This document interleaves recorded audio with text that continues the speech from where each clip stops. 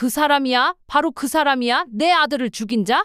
나는 내 입에서 터져나오는 말을 막을 새도 없었다. 그 말은 마치 오래된 상처가 갑자기 터져 피를 쏟는 것처럼 갑작스럽고 격렬하며 심장을 깊이 찌르는 아픔으로 튀어나왔다. 바로 그 순간 내 주변 세상은 일그러지기 시작했다. 졸업식장의 모든 소리, 박수 소리, 음악 소리, 교장 선생님의 학생 이름을 부르는 목소리 모두가 갑자기 멀리서 들리는 왜곡된 메아리처럼 땅속 깊은 곳에서 울려오는 듯한 소리로 변했다. 내 심장의 고통스러운 고동이 선명하게 들렸다. 그리고 모든 것이 어둠 속으로 가라앉았다. 눈을 다시 떴을 때 나는 학교 의무실의 하얀 침대 위에 누워 있었다. 형광등의 푸른빛이 눈부셔서 눈을 가늘게 떴다. 가장 먼저 느낀 건 목덜미의 날카로운 통증과 누군가의 차가운 손이 내 손을 꼭 쥐고 있는 감촉이었다. 할머니, 할머니, 나야. 할머니 정신 차리셨어요. 나 너무 무서웠어요.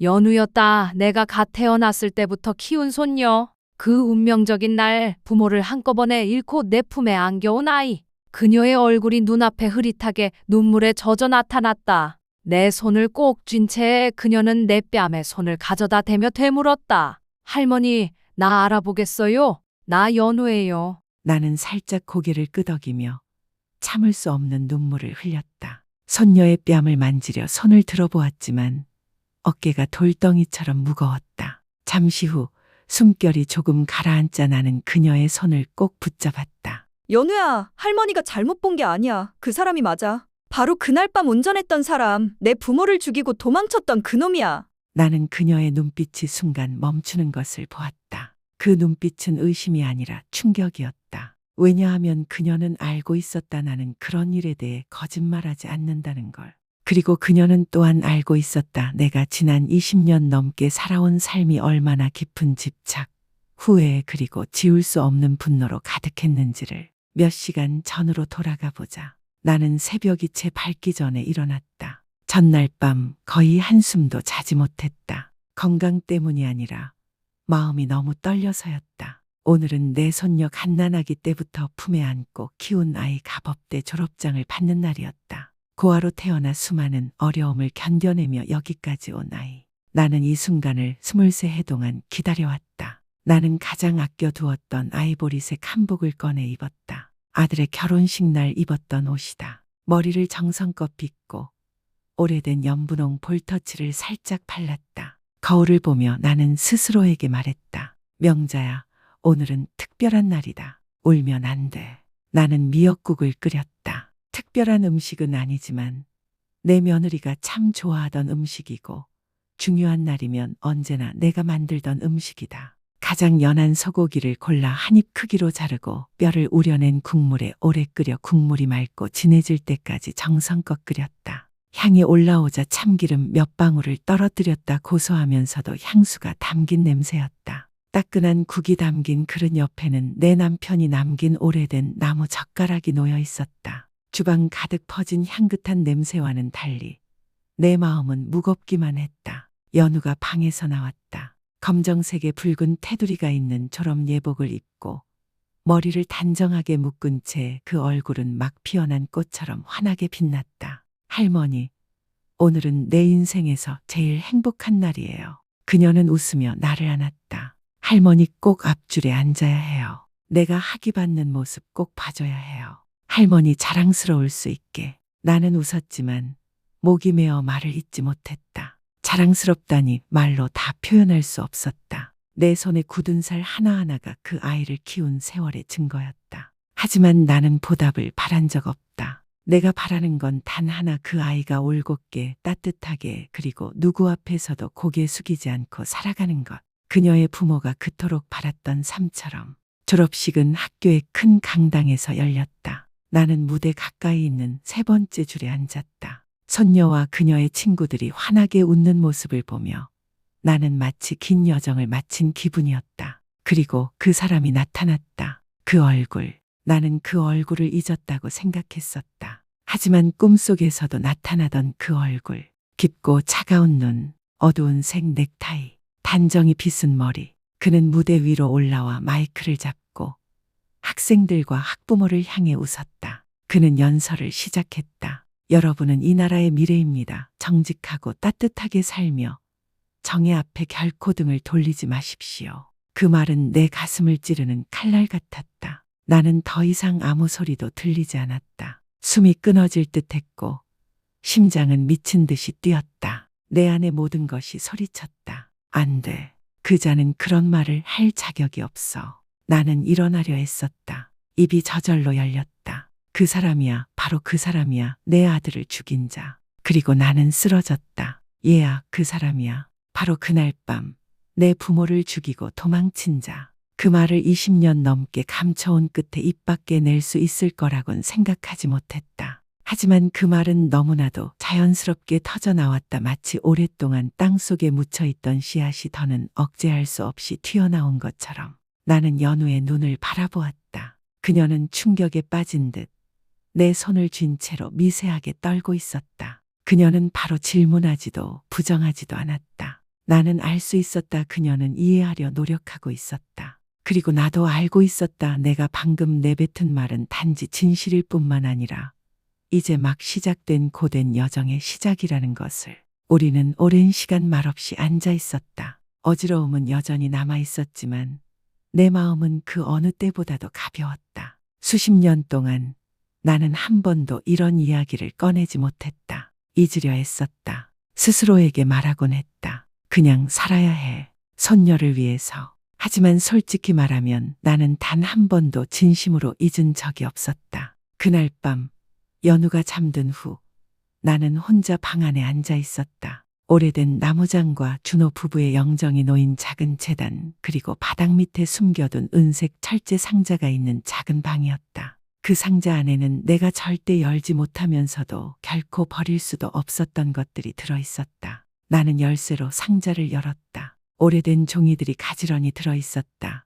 사망진단서, 사고보고서, 내가 손으로 썼던 탄원서 모두 누렇게 바랬고 눈물에 번진 글씨도 있었다. 나는 심지어 부서진 바퀴의 사진과 차 밑에 묻은 진흙 사진까지도 간직하고 있었다. 절망과 공포 속에서 필사적으로 찍어둔 기록들이다. 한 장의 종이. 나는 떨리는 손으로 연필로 단 한 줄을 썼다. 왼쪽 전등 파손, 은색 차량, 동명대 로고 있음. 아무도 믿지 않았다. 내가 그 로고를 봤다고 말했을 때 사람들은 내가 망상에 빠졌다고 했다. 사람들은 자식을 잃어서 정신이 나간 것이라고 말했다. 나는 스스로 묻곤 했다. 혹시 내가 정말 미친 걸까? 하지만 이제 그 사람을 다시 봤을 때 깔끔한 정장 차림, 오만한 눈빛, 정의를 말하며 단상에 오르던 모습. 나는 확신했다. 내 기억은 틀리지 않았다. 그자 내 손녀가 다니는 대학의 현직 총장이다.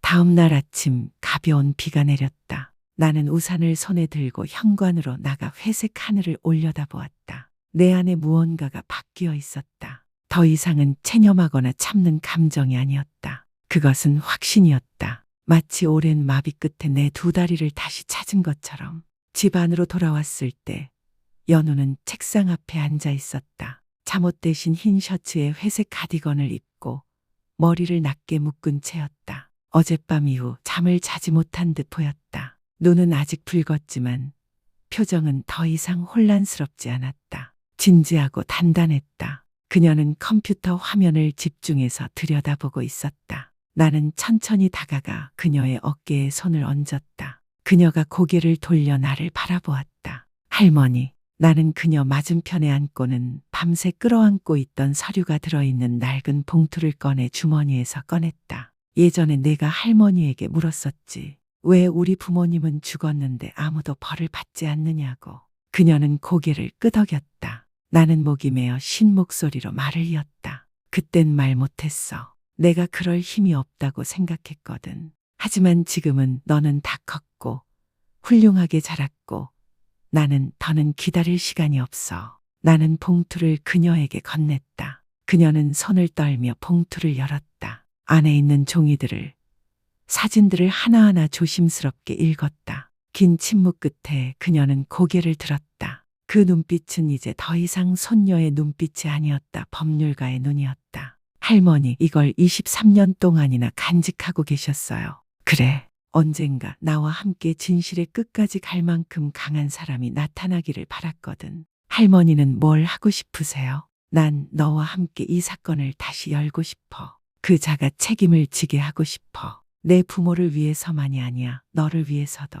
너에게 정의란 책 속 이야기만이 아니라는 걸 보여주고 싶어. 연우는 몸을 앞으로 숙이며 내 손을 꼭 잡았다. 눈물이 그렁그렁했지만 눈빛은 확고했다. 할머니, 할게요. 시간이 얼마나 걸리든 협박을 받든 반대에 부딪히든 나는 할머니 편이에요. 아빠, 엄마 편이에요. 그리고 정의의 편이에요. 미래가 어떻게 될지는 알 수 없었다. 하지만 그 순간 나는 정말 오랜만에 내 마음 깊숙이에서 숨을 쉴 수 있었다. 우리는 다시 시작할 것이다. 한 걸음씩 내 아들을 위해, 내 며느리를 위해, 그리고 내 손녀를 위해 내가 믿는 우리 집에서 가장 강인한 사람이 될 그 아이를 위해. 누군가 나에게 묻는다면 무엇이 더 아팠느냐고 가족을 잃은 고통과 범인이 법의 심판 없이 살아가는 현실 중 나는 대답할 것이다. 둘 다 같다. 왜냐하면 그 두 고통은 20년 넘게 매일같이 내 심장을 옥죄어 왔기 때문이다. 연우가 도와주겠다고 한 뒤 우리는 내가 간직하고 있던 것들에서부터 시작했다. 사고 현장 보고서 사본, 사고 차량 사진, 연필로 쓴 희미한 메모들. 그러나 그중 가장 중요한 것은 하나의 이름이었다. 김용식. 사고가 났을 당시 동명대에서 근무하던 경비원이었던 사람. 나는 그를 기억한다. 그날 나는 그에게 차에 대해 묻기 위해 찾아갔었다. 그는 불안한 듯 보였고 그날 밤 늦게 교장 차가 학교를 빠져나가는 걸 봤다고 속삭였다. 하지만 얼마 지나지 않아 그는 나를 더는 만나주지 않았다. 연우는 주민등록 기록을 뒤져 김 씨의 새 주소를 찾았다. 우리는 서울에서 기차로 2시간 가까이 떨어진 작은 외곽 마을로 향하는 첫 기차를 탔다. 도착한 집은 낮은 기와집이었고 지붕은 이미 빛이 발해 있었다. 나는 조심스레 초인종을 눌렀다. 나이 지긋한 여성이 문을 열고 경계하는 눈빛으로 나를 바라보았다. 실례합니다. 김용식 씨를 찾고 있습니다. 아직 이곳에 살고 계신가요? 그녀는 한참 동안 나를 바라보더니 고개를 저었다. 이미 이사 갔어요. 언제쯤이요? 2년쯤 됐죠. 혹시 어디로 가셨는지 아세요? 저는 오래된 사고의 유가족입니다. 그의 진술이 필요해서요. 그녀는 망설이다가 조용히 고개를 저었다. 모릅니다. 죄송해요. 문은 조용하지만 단호하게 닫혔다. 나는 그대로 서 있었다. 마음속에 오래된 감정이 떠올랐다. 차가움, 허무함, 그리고 무력함. 돌아오는 기차 안에서 연우는 조용히 휴대폰 화면을 보며 말했다. 할머니, 제가 다시 확인해 봤어요. 김 씨는 나중에 부천으로 이사 갔다가 1년 전부터 임대 기록도 등록 정보도 다 사라졌어요. 그 이후로 아무도 그를 찾을 수 없대요. 나는 말이 없었다. 나는 그녀가 무슨 말을 하려는지 알고 있었다. 결정적인 목격자가 아무 이유 없이 흔적도 없이 사라졌다는 건 우연이 아니었다. 할머니, 누가 그분을 매수한 걸까요? 연우가 조심스레 물었다. 나는 기차 창밖을 바라보았다. 논밭이 창밖으로 휙휙 지나갔다. 빠르고 차갑고 아무런 감정도 없이. 나는 대답하지 않았다. 하지만 내 마음 한구석이 내려앉는 것을 느꼈다. 그 후 며칠간 연우는 인턴 중인 로펌의 자문을 구해 재수사 청구 절차를 알아보았다. 우리는 자료를 정리하고 예전 기록들과 함께 새로운 진술서를 준비했다. 그리고 새로운 목격자와 용의자와의 직접적 연관성이라는 사유로 사건 재조사 신청서를 검찰에 접수했다. 하지만 연우가 서류를 제출한 지 이틀 후 이상한 전화가 걸려오기 시작했다. 이 번호 3번이나 걸려왔는데 아무 말도 안 하고 그냥 끊어요. 등줄기가 서늘해졌다. 그날 밤 내가 설거지를 하고 있을 때 연우가 부엌으로 들어와 내 앞에 이름 없는 편지 봉투 하나를 내려놓았다. 나는 손을 닫고 그것을 열었다. 안에는 흰 종이 한 장, 그리고 굵은 활자로 적힌 문장 하나가 있었다. 어떤 일은 그냥 과거로 남겨두는 게 좋습니다. 그 문장을 보며 목이 바짝 말랐다. 나는 종이를 쥐어짜듯 움켜쥐었다. 23년 동안 나는 침묵했다. 과거를 묻어두었다. 하지만 그 과거는 단 한 번도 나에게 온전한 잠을 허락하지 않았다. 나는 고개를 들어 내 손녀를 바라보았다. 그녀는 걱정스러운 얼굴로 나를 보고 있었다. 나는 침착하게 말했다. 이제 그들이 두려워하기 시작했어. 그 말은 우리가 제대로 가고 있다는 뜻이야. 다음 날 연우가 출근하고 난 후 나는 혼자 집에 남아 제단을 닦고 꽃을 갈아주었다. 아들과 며느리의 영정을 보며 나는 조용히 말했다. 얘들아, 엄마가 시작했단다. 아주 어려운 길일 거야. 하지만 진실을 밝히지 못한 채 죽을 수는 없어. 앞으로도 수많은 문이 우리 앞에서 닫힐지 모른다. 하지만 한 가지는 분명하다. 이번에는 나는 더 이상 혼자가 아니다. 나는 연우가 있다. 그리고 나에게는 양심이라는 벗이 있다. 나는 그 문 앞에 얼마나 오래 서 있었는지 기억나지 않는다. 윤이 반짝이는 홍성문, 전통 문양이 새겨져 있고 황동 명패에는 뚜렷이 쓰여 있었다. 김민재 총장실. 손만 내밀면 노크할 수 있었다. 하지만 내 마음은 바위처럼 무거웠다. 23년. 나는 그 순간을 위해 그렇게 긴 세월을 기다려왔다. 그리고 지금 그 순간이 눈앞에 있는데 아들이 죽었다는 소식을 들었을 때보다 심장이 더 세차게 뛰었다. 몇 초가 흐른 뒤에야 나는 손녀의 손을 꽉 쥘 수 있었다. 할머니, 괜찮으세요? 연우가 조용히 물었다. 나는 살짝 고개를 끄덕였다. 우리는 문을 열고 들어갔다. 사무실은 고급스럽게 꾸며져 있었지만 냉랭했다. 수묵화가 벽에 걸려 있었고 책장은 빽빽했으며 큰 창문 너머로는 봄으로 접어드는 교정이 보였다. 그는 호두나무 책상 뒤에 앉아 만년필을 들고 있었고 내가 들어오자 순간 미간이 좁혀졌다. 아, 연우 씨, 반갑네요. 그리고 이분은 저희 할머니세요. 연우가 대답하며 내게 시선을 보냈다. 나는 담담한 표정을 지으며 앞으로 나섰다. 하지만 내 안의 신경은 전부 팽팽히 당겨져 있었다. 그는 앉으라고 손짓했다. 우리는 그의 맞은편에 앉았다. 단지 책상 하나를 사이에 두고 있었지만 나에게는 그 간격이 마치 두세 개의 거리처럼 느껴졌다. 한쪽은 치유될 수 없는 고통을 만든 자, 다른 한쪽은 그 고통을 온몸으로 견뎌낸 사람. 오늘은 졸업식에 감사 인사를 하시려고 오신 건가요? 그가 어색하게 웃으며 말했다. 맞아요. 내가 낮게 말했다. 그리고 한 가지를 묻기 위해서요. 연우가 가방을 열고 컬러로 인쇄된 사진 한 장을 꺼냈다. 오래된 VHS 영상에서 캡처한 현대 갤로퍼 차량 사진. 앞바퀴에는 진흙이 묻었고 왼쪽 전등은 깨졌으며 뒷면에는 한 사립학교의 로고가 희미하게 보였다. 그녀는 사진을 책상 위에 올려놓았다. 이 차 예전에 총장님 것이었죠? 그는 사진을 바라보았다. 아주 짧은 순간 그의 눈꺼풀이 미세하게 떨리는 것을 나는 보았다. 그의 손에 쥔 펜이 멈칫했다. 그러나 이내 그는 미소 지으며 평온한 목소리로 말했다. 그 차 예전에 소유했던 적은 있지만 오래전에 팔았습니다. 20년도 넘었는데 누가 그걸 정확히 기억하겠어요. 2002년 12월 27일 밤 어떤 사람이 그 차가 밤 11시 무렵 학교를 빠져나가는 걸 봤다고 했습니다. 그날 밤 어디 가셨는지 기억나세요? 연우가 이어 물었다. 목소리는 높지 않았지만 날카로웠다. 그는 눈썹을 약간 치켜 올렸다. 지금 무슨 뜻인지 모르겠군요. 이건 수사인가요?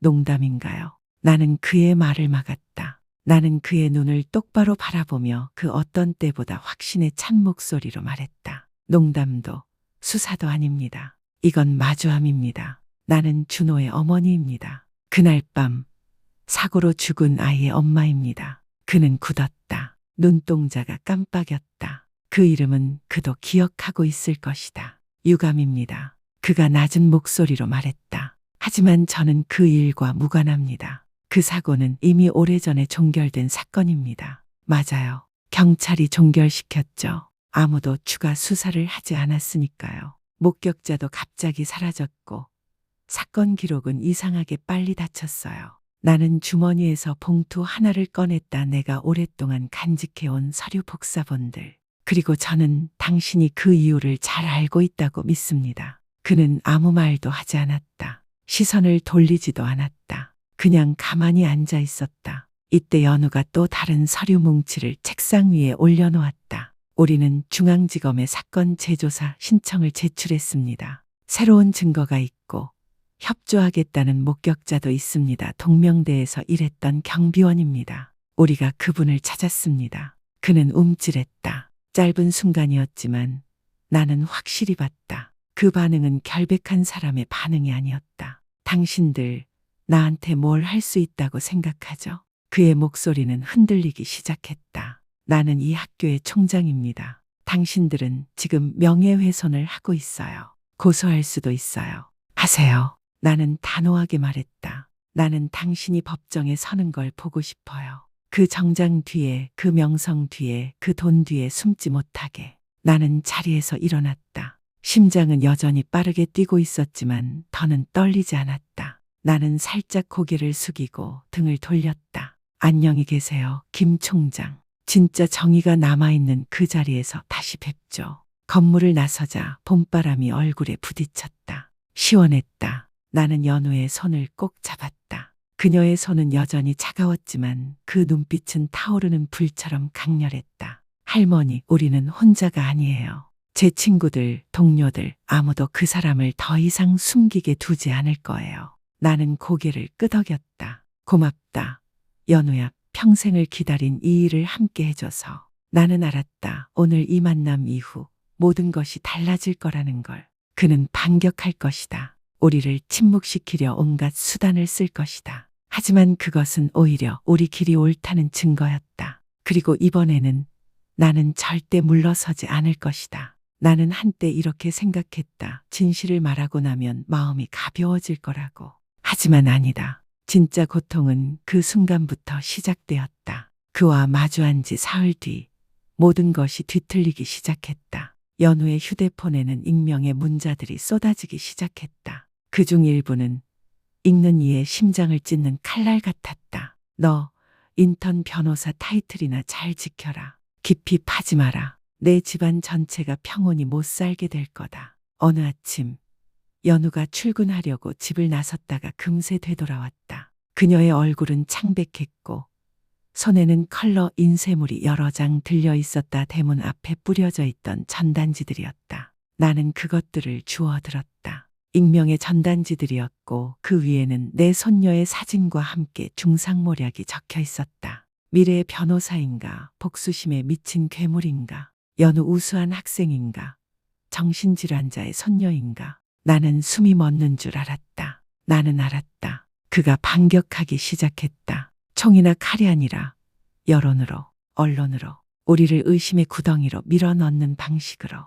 그날 점심, 연우는 인턴 중인 로펌에서 전화를 받았다. 담당자의 목소리는 차가웠다. 학교 측으로부터 지도부 명예를 훼손했다는 민원이 접수되었습니다. 연우 씨가 인턴 신분으로 개인적인 조사를 진행한 건 직업윤리 위반입니다. 나는 연우가 전화를 들고 있는 손이 떨리는 걸 보았다. 나는 전화기를 낚아채고 외치고 싶었다. 그 아이 잘못이 아니에요. 전부 다 내 잘못이에요. 하지만 연우는 고개를 숙인 채 조용히 말했다. 알겠습니다. 모든 일이 명확해질 때까지 휴직하겠습니다. 전화를 끊고 그녀는 조용히 눈물을 한 방울 손등 위에 흘렸다. 하지만 무너지지 않았다. 나를 바라보며 희미하게 웃었다. 할머니, 내가 오늘 포기하면 엄마 아빠가 겪은 일들은 영원히 땅속에 묻혀버려요. 그렇게는 살 수 없어요. 나는 그녀를 안았다. 분노와 슬픔 그리고 자랑스러움이 뒤섞여 가슴을 가득 채웠다. 그날 밤 대형 포털 뉴스에 한 기사가 올라왔다. 제목은 굵은 글씨로 쓰여 있었다. 명예 졸업생, 총장을 고발, 진실인가 가족 복수극인가. 기사에는 내 과거가 나열되어 있었다. 내가 청원을 냈던 기록, 증거 부족으로 기각된 이력, 아들을 잃은 후 정신적으로 불안정했다는 소문까지. 그들은 사실을 확인할 필요도 없었다. 의심만 심으면 충분했다. 그리고 그것은 내 손녀의 명예를 송두리째 파괴하기에 충분했다. 나는 손이 떨리며 그 기사를 읽었다. 나는 나 자신이 두렵지 않았다. 하지만 내 손녀가 내가 겪었던 것과 똑같은 고통을 겪고 있다는 사실이 너무나도 아팠다. 할머니, 연우가 내 어깨에 손을 얹었다. 우린 지금 이불의 한쪽을 들춰낸 거예요. 그들이 무서워하고 있어요. 진실이 드러나는 걸. 하지만 그들에겐 돈이 있고 언론이 있고 연줄이 있잖아. 우리에겐 진실이 있어요. 나는 아무 말도 하지 못했다. 그저 그녀의 손을 꼭 쥐었다. 다음 날 집 앞에 검은 양복에 선글라스를 낀 낯선 남자가 서 있었다. 그는 이름도 말하지 않고 금색 봉투 하나를 내밀었다. 충분한 돈입니다. 이걸로 할머니랑 손녀분 평생 편히 사실 수 있어요. 단 고소를 취하하시면 됩니다. 더 이상 키우실 일 아니잖아요. 나는 봉투를 보지도 않았다. 그저 그의 눈을 똑바로 쳐다보며 말했다. 당신을 여기 보낸 사람에게 전하세요. 나는 가난할 수 있고 약할 수 있지만 내 아들을 돈으로 팔지는 않아요. 나는 봉투를 땅에 던지고 문을 닫았다. 심장은 마구 뛰고 등에 땀이 흘렀다. 하지만 그 순간만큼은 내 삶이 가장 진실되게 느껴졌다. 그날 밤 나는 아들과 며느리의 영정 앞에 향을 피우고 조용히 말했다. 얘들아, 우린 지금 공격받고 있어. 하지만 엄마는 물러서지 않을 거야. 모함을 받아도 고립되어도 난 두렵지 않아. 연우가 있잖아. 그리고 정의가 드디어 목소리를 갖게 됐어. 나는 모든 희망이 하나둘씩 사라지는 줄로만 알았다. 그 기사, 퍼지는 소문, 위협 전화들 모든 게 이 싸움이 절망으로 끝날 거라고 느끼게 했다. 하지만 기적 같은 일이 일어났다. 모든 문이 닫힌 줄 알았던 그 순간. 한 주 초 내가 아들의 재단 앞에 꽃을 갈아 꽂고 있을 때 전화벨이 울렸다. 연우가 먼저 전화를 받았다. 나는 그녀의 목소리가 점점 작아지다가 갑자기 두 단어가 터져 나오는 걸 들었다. 김용식 씨? 그녀는 흥분에 질린 얼굴로 돌아보며 말했다. 할머니, 김용식 씨예요. 만남을 수락했어요. 사흘 뒤 우리는 한강변 조용한 찻집에서 김 씨를 만나기로 했다. CCTV도 아는 사람도 없는 곳. 나는 연우와 함께 오래된 서류 뭉치를 들고 그 자리에 갔다. 마음속에는 하나의 질문만 울려 퍼졌다. 왜 지금에서야 그가 나타난 걸까? 우리가 자리에 앉고 얼마 지나지 않아 70대 중반으로 보이는 노인이 어두운 코트를 입고 모자를 눌러쓴 채 들어왔다. 몸은 굽었지만 눈빛은 날카로웠다. 나를 보자 그는 잠시 멈췄다가 조용히 자리에 앉았다. 몇 분 동안 누구도 말하지 않았다. 찻잔에 차가 따르는 소리만 들릴 뿐. 마침내 그가 입을 열었다. 나는 할머니 댁에 진 빚이 있습니다. 그날 밤 나는 모든 것을 봤습니다. 내 심장이 뚝 하고 내려앉았다. 그날 밤 내가 교문 근무 담당이었어요. 10시 45분쯤 김민재 당시 부총장의 차가 급히 학교를 빠져나가는 걸 봤습니다. 그는 평소 야간 운전을 잘하지 않았고 그날은 특히 왼쪽 전조등이 깨져 있었어요. 나는 주먹을 꽉 쥐며 울음을 삼켰다. 신고하려 했습니다. 하지만 이틀 뒤 관리부에서 부른다며 나를 불러 봉투 하나를 건넸어요. 그리고 편하게 조기 퇴직하시라는 말도 함께요. 그때 아내가 중병이었고 병원비가 필요했습니다. 연우가 조용히 물었다. 지금이라도 증언해 주시겠어요? 그는 한동안 침묵하다 고개를 끄덕였다. 20년 넘게 양심에 짓눌려 살았습니다. 이제는 잃을 것도 없고 눈 감기 전에 진실은 말하고 싶어요. 우리가 찻집을 나설 때 나는 연우와 꼭 안았다. 우리의 눈물은 슬픔이 아니라 처음으로 진실이 확인되었다는 감격의 눈물이었다. 한 줄기 빛이 터져 나왔다. 연우는 즉시 검찰에 연락했고 통화 녹음본을 제출하며 공식 진술을 요청했다. 우리는 알았다. 이것이 전환점이라는 것을. 그가 정식으로 인정된다면 사건은 진짜로 재조사될 수 있다. 하지만 내 예상처럼 그들은 가만히 있지 않았다. 그날 밤 연우의 SNS 계정이 해킹되었다. 사적인 사진들이 유출되고 언론을 이용해 주목을 받으려는 여자라는 허위 사실이 퍼지며 악플이 쏟아졌다.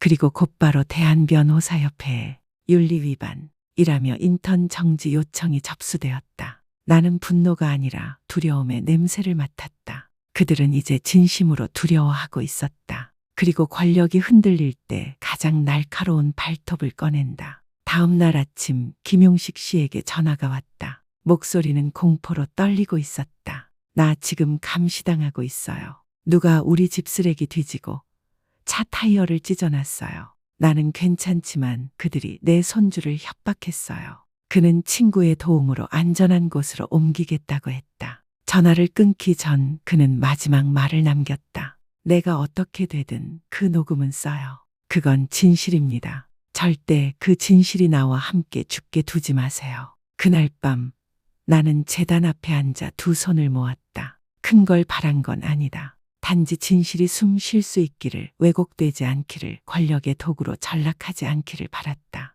얘들아, 엄마, 이제 거의 다 왔어. 하지만 엄마는 두려워. 그 자가 마지막 공격을 준비하고 있는 것 같아. 혹시라도 엄마가 끝까지 못 간다면 너희 손녀가 엄마 대신 걸어가게 해줘. 나는 도망치는 삶을 살게 될 줄은 몰랐다. 하지만 김 씨가 증언을 약속한 순간부터 우리는 전장 한복판에 들어섰다. 그 전까지의 공작은 모두 예고편이었을 뿐이다. 이번에는 숨기지도 않았다. 사흘 뒤 자정 무렵 연우에게 전화가 왔다. 전화를 건 이는 경찰 쪽에 근무하는 대학 동기였다. 김용식 씨 사고 났어. 차가 언덕에서 전복됐어. 지금 중앙병원 중환자실이야. 상태 위중해. 나는 숨이 멎었다. 우리는 새벽에 병원으로 달려갔다. 수술실 앞 빨간 등이 깜박였다. 의사가 나와 간호사에게 고개를 저었다. 연우가 다급히 물었다. 살 수 있나요?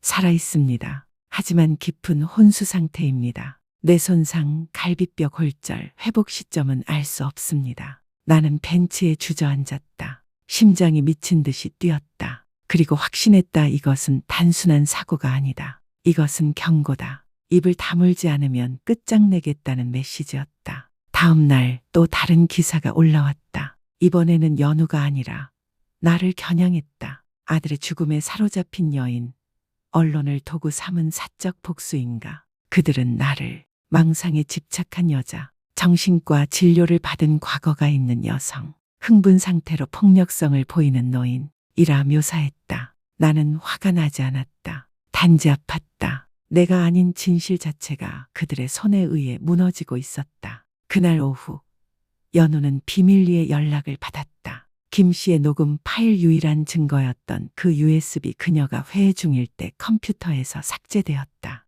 복구 불가. CCTV도 없었다. 나는 연우가 무너진 듯 책상에 앉아 머리를 감싸쥐고 있는 모습을 보았다. 그녀는 울지도 않았다. 그냥 침묵했다. 내가 이중 암호 걸고 백업까지 했는데 그들은 암호를 몰라도 돼. 내가 말했다. 그들 안에 내부자가 있어. 그리고 그들은 진실이 사라질 때까지 절대 멈추지 않아. 우리는 집을 떠나야 했다. 연우는 밤새 짐을 싸고 나를 인천에 사는 친구 집 같은 변호사이자 신뢰할 수 있는 이의 집으로 피신시켰다. 그녀는 말했다. 할머니는 당분간 숨으셔야 해요. 남은 건 제가 할게요. 안 돼. 나는 소리쳤다. 나는 도망치지 않아. 지금껏 살아온 건 이런 날의 등을 돌리지 않기 위해서야. 우리는 서로를 바라보았다. 두 세대, 두 여인, 같은 상처를 껴안은 두 마음. 그리고 기적은 절망의 틈 사이로 찾아왔다. 삭제된 USB 파일. 연우가 예전에 구형 하드디스크에 백업해 두었던 사본이 발견되었다. 인천 친구 집에 숨겨두었던 그 하드에는 녹음 원본뿐만 아니라 화면 캡처, 김 씨의 자필 진술서도 함께 있었다. 나 김용식은 증언한다. 2002년 12월 27일 밤 사고 차량 운전자는 김민재였다. 우리는 즉시 자료 전체를 복사해 세 곳에 보냈다. 법률 대리인, 이 사건을 취재 중인 독립언론기자, 그리고 대검찰청. 이번엔 삭제할 기회조차 주지 않았다. 그리고 바로 그날 밤 끔찍한 소식이 전해졌다. 낯선 자가 김용식 씨의 병실에 침입했다. 그는 간호사로 위장하고 주사기를 들고 있었다. 다행히도 김 씨는 아직 의식이 없었고 그의 수상한 행동을 눈치챈 간호조무사가 즉시 보안팀을 호출했다. 침입자는 도망쳤고 체포되진 않았지만 CCTV는 그의 뒷모습을 포착했다. 바로 며칠 전 우리 집 앞에 금색 봉투를 들고 나타난 그 남자였다.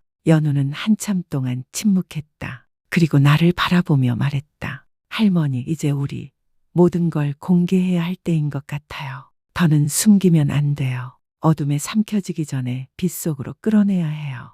나는 고개를 끄덕였다. 진실이란 것이 누군가를 죽이려 할 만큼 무섭다면 그 진실은 반드시 세상에 나와야 해. 나는 내가 수많은 카메라 앞, 눈부신 조명 아래 기자들의 웅성임 속에 서게 될 날이 올 줄은 상상조차 못했다. 하지만 그날 나는 섰다. 내 손녀와 함께 손을 맞잡고 기자회견은 독립언론사 소속의 작은 회의실에서 열렸다. 이 사건을 처음부터 추적해온 양심적인 편집장이 장소를 마련하고 보안을 확보해 주었다. 우리를 등지고 걸린 현수막에는 이렇게 적혀 있었다. 숨겨진 진실을 밝히며 23년의 침묵을 깨다. 연우는 흔들림 없는 목소리로 기자회견을 시작했다. 내가 처음 그녀가 발표하는 걸 들었을 때와는 다르게 그 목소리엔 단단함이 있었다. 제 이름은 이연우입니다. 오늘 저는 단순한 변호사가 아니라 억울하게 죽은 두 부모님의 딸로 이 자리에 섰습니다.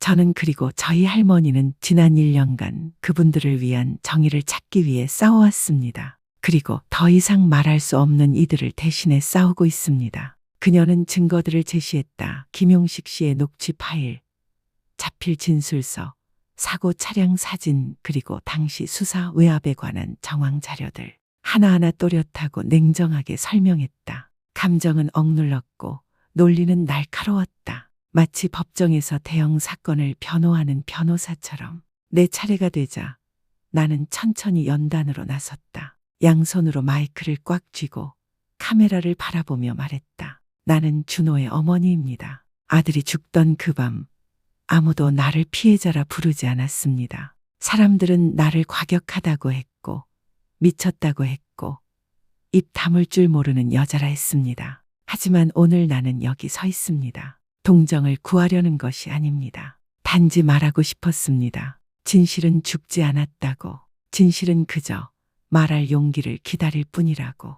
회의실 안은 정적에 휩싸였다. 우리는 기자회견을 생중계했다. 12시간 만에 영상은 전국으로 퍼졌고 외면하던 언론들도 여론의 압력에 떠밀려 보도를 시작했다. 지상파 방송에서 독점 인터뷰 요청이 왔다. 언론들은 김민재 총장과 과거 검사들과의 관계를 다시 파기 시작했다. 한 매체는 밝혀냈다. 사고 직후 김 씨는 미국으로 1년간 출장 명목으로 떠났고 그 시기에 사건 기록은 비정상적으로 조기 종결되었다는 사실을. 기자회견 후 사흘 뒤 대검찰청은 사건 재조사를 공식 발표했다. 김민재는 사고 후 도주, 수사 매수, 증인 협박 혐의로 긴급 소환되었다. 뉴스는 전국을 강타했다. 두 번째 기자회견은 중앙지방법원에서 열렸다. 이번엔 우리만 서 있지 않았다. 법조계 단체, 피해자 인권단체 그리고 김 총장이 재직 중인 학교의 학생들까지 목소리를 냈다. 한 여학생은 이렇게 말했다.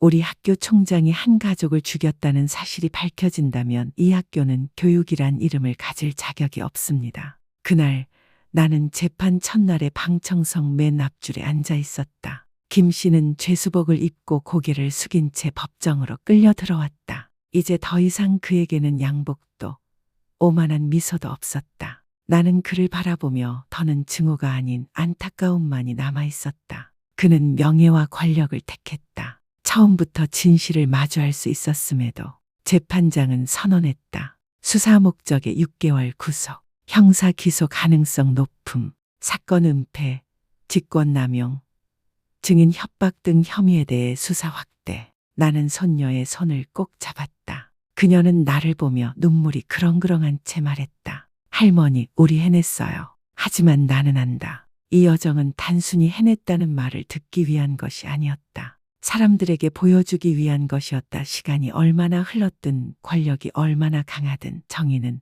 믿음으로 지켜낸다면 반드시 자신의 목소리를 되찾는 날이 온다는 것을. 가을이 막 시작된 어느 아침, 하늘은 맑았고 햇살은 낙엽 위로 얇게 드리웠다. 나는 법원 앞 긴 벤치에 앉아 손을 떨며 따뜻한 차를 들고 있었다. 눈앞에는 대형 홀. 1시간 후면 아들을 죽게 한 자에게 최종 판결이 내려질 것이다. 23년 만에 연우는 법정 출입구에서 나왔다. 흰 셔츠에 회색 블레이저. 얼굴은 단단하고도 맑았다. 그녀의 손엔 서류철이 들려 있었고 그건 내가 아는 수개월 동안 그녀가 밤새워 준비한 최종 구형서였다. 할머니, 오늘은 더 이상 떨리지 않아요. 그녀는 작지만 분명한 목소리로 말했다. 할머니가 내 뒤에 늘 있었으니까요. 나는 그녀를 바라보며 벅차오른 마음에 말했다. 아니야. 연우야, 오늘은 할머니가 내 손을 잡고 따라가는 날이란다. 재판이 시작되었다. 피고석에 앉은 김민재는 더는 고개를 들 힘조차 없었다. 기억이 희미하다. 나이가 들어 정신이 흐려졌다. 는 그의 변명은 더 이상 아무도 믿지 않았다. 판결이 낭독되었다. 교통사고 후 도주, 수사방해, 증인 협박 혐의로 징역 20년을 선고한다. 법정은 조용했다. 그리고 조용한 박수가 울렸다. 기쁨이 아니라 안도의 박수였다. 일주일 후 연우는 변호사 자격증을 공식 취득했다. 수여식에서 그녀는 잊힌 피해자의 명예를 회복한 공로로 특별히 언급되었다. 그녀는 많은 말을 하지 않았다. 단상에 올라 조용히 말했다. 오늘의 모든 성과는 저희 할머니께 드립니다. 할머니는 저에게 법조인의 가장 중요한 진리를 가르쳐 주셨습니다. 진실을 위해 싸우는데 너무 작은 사람은 없습니다. 나는 맨 앞줄에 앉아 무릎 위로 손을 얹고 눈가가 촉촉해진 채 박수를 들었다. 그 박수는 더 이상 비웃음이 아니었고 무시도 아니었다. 그것은 인정이었다. 고개를 들게 해주는 박수였다. 가을 어느 날 사건이 마무리된 뒤 나는 처음으로 묘지를 찾았다. 아들과 며느리의 묘 위에 그녀가 좋아하던 하얀 국화를 놓았다. 내 마음엔 설명할 수 없는 평온함이 찾아왔다. 준호야, 미안하다. 너무 늦게 와서. 하지만 이제 보았지. 내 딸 연우. 정말 대단한 아이야. 내 죽음을 잊지 않았고 나도 그러지 않았단다. 나는 두 손을 모아 조용히 고개를 숙였다. 이제 편히 쉬렴. 남은 삶은 우리 둘이 이어갈게. 그날 밤 나는 연우와 함께 집 마루에 앉아 있었다. 뒷마당의 감나무엔 감이 달리기 시작했고 연우는 척감 하나를 따와 내게 건넸다. 할머니, 올해감 진짜 맛있어요. 나는 한 입 베어 물었다. 달고 시원하고 아삭했다. 그래, 평생 처음으로 이 감이 진짜 달게 느껴진다. 우리는 아무 말도 하지 않았다. 그저 나란히 앉아 가을바람이 머리카락과 어깨를 스치고 오래된 상처도 스쳐가게 두었다. 내가 얼마나 더 살 수 있을지는 모른다. 하지만 나는 안다. 만약 내가 죽게 된다 해도 후회 없이 눈을 감을 수 있다는 것을. 왜냐하면 이제 나는 믿게 되었으니까 진실은 묻힐 수 있어도 죽지는 않는다는 것을. 그리고 정의란 때로 단 한 사람이 일어서는 것으로도 충분하다는 것을.